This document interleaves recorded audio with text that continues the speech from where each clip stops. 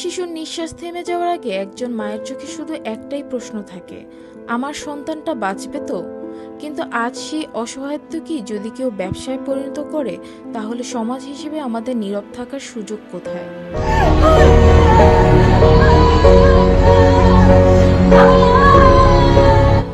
হামের কাছে হার মানছে ছোট ছোট জীবন আর কাঁদছে অসহায় পরিবার।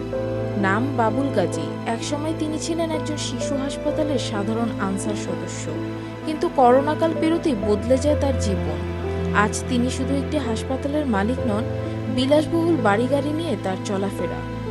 অভিযোগ উঠেছে প্রত্যন্ত অঞ্চল থেকে অসহায় রোগীদের বিভিন্ন দালালের মাধ্যমে এনে হাসপাতালে ভর্তি করানো হয়। এক একজন রোগী ভর্তি করাতে নেওয়া হয় মোটা অঙ্কের কমিশন। শুধু তাই নয়, অভিযোগ রয়েছে একজন রোগী 5 দিন হাসপাতালে থাকলেই বিল হয়ে যায় 1 লাখ থেকে 1.5 লাখ টাকা।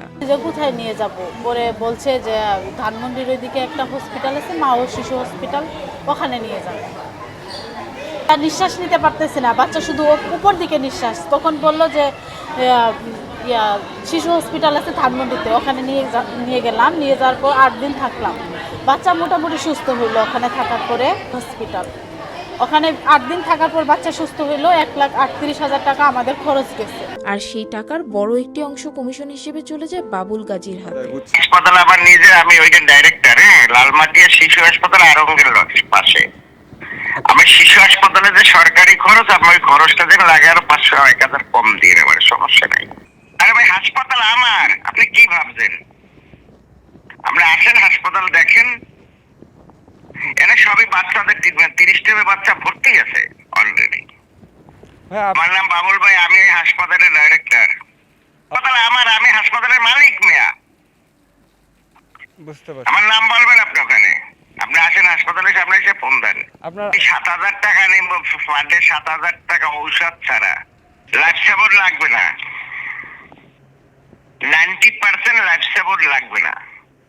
যদি লাগে লাইফ সাপোর্টের মেশিন আছে, দেওয়া যাবে। লাইফ সাপোর্ট জিনিসটা কি ভাই, আপনাকে বলি শোনেন, 100-র ভিতরে 99% লাইফ সাপোর্ট বাচ্চার টিকে না। একটি শিশুর চিকিৎসায় মাত্র 1 রাতেই নেওয়া হয়েছে 16,000 টাকা।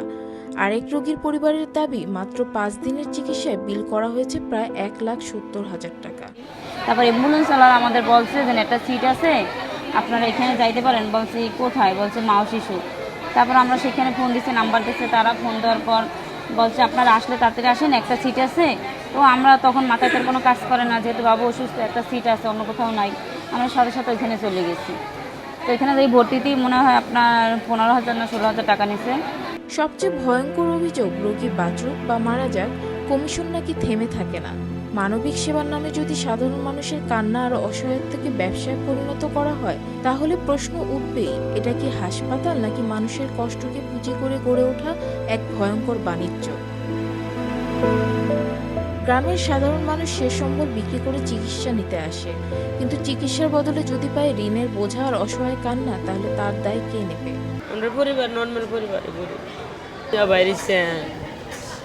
এই পয়লা নিমনে আছেন, পরে জ্বর উঠছে, পরে আপনার এই গোড়া বাইরেছে, তারপরে নিয়েছি আপনার হে না কোয়ানোডিয়া, এই জায়গা থেকে আইসি, আইসে এনে আইসি মা ও শিশু হাসপাতাল থেকে এনে আইসি। ভালো না, বুঝতে